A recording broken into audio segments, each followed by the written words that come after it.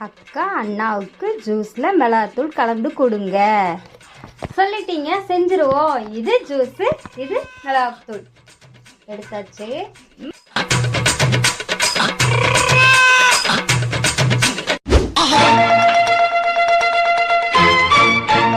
Okay,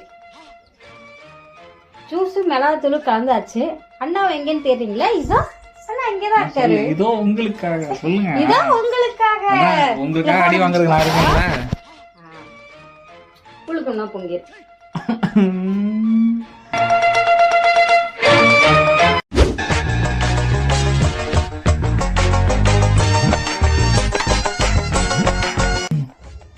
juice எப்படி இருக்கு? செமையாச்சா?